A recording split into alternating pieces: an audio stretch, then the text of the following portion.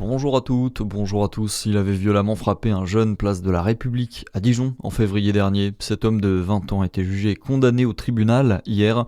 À l'audience, le prévenu a assuré qu'il s'était senti menacé par la démarche de sa victime. Ivre au moment des faits, il a reconnu et affirme regretter son geste. Inconnu de la justice, sans antécédent judiciaire, il écope de 2 ans de prison dont 8 mois ferme sous bracelet électronique. Un jogger fauché par une voiture à Monceau-les-Mines. C'est un accident qui s'est produit hier midi. Le conducteur aurait perdu le contrôle de son véhicule avant de percuter le sportif de 30 ans. La victime s'est retrouvée projetée jusque dans l'étang du Plessis et désormais il est dans un état critique. Une enquête a été ouverte. Attention, si vous devez prendre le train pour Paris ce week-end, des travaux prévus en gare de Lyon et de Bercy. Conséquence, les lignes qui connectent la Bourgogne et la capitale desserviront et partiront d'autres gares. La ligne Paris-Dijon-Lyon arrivera ou partira de la gare d'Austerlitz.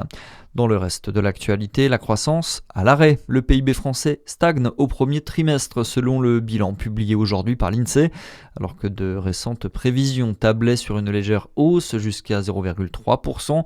Un ralentissement qui s'explique en partie par la guerre au Moyen-Orient. D'après Pascal de Lima, il est chef économiste à Nova Minds. On l'écoute. Le principal canal de transmission, c'est les tensions autour du détroit d'Ormuz, donc le canal énergétique, avec une hausse du pétrole en particulier. Ça accroît pour les entreprises les coûts de production et ça baisse pour le consommateur le pouvoir d'achat.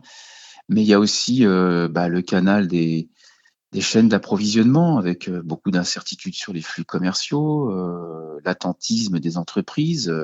Et donc la guerre n'explique pas la stagnation, mais elle l'accentue, la prolonge et renforce en fait l'incertitude. L'INSEE indique également que l'inflation en avril est en hausse de 2,2% sur un an, avec une explosion des prix de l'énergie.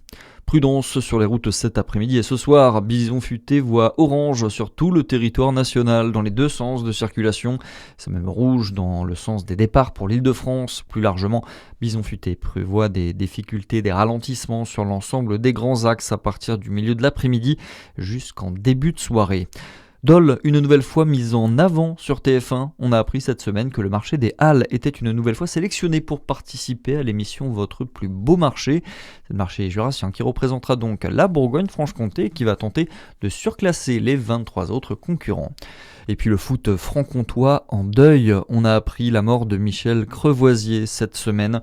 Professeur en STAPS à Besançon, il a surtout été un entraîneur pour de nombreux clubs locaux, à Vesoul, à Baume-les-Dames, à Besançon ou encore au Val-du-Haut-Doubs. Il s'est éteint à l'âge de 70 ans des suites d'une longue maladie. C'est tout pour l'essentiel de l'actualité à suivre. Votre météo sur Fréquence Plus.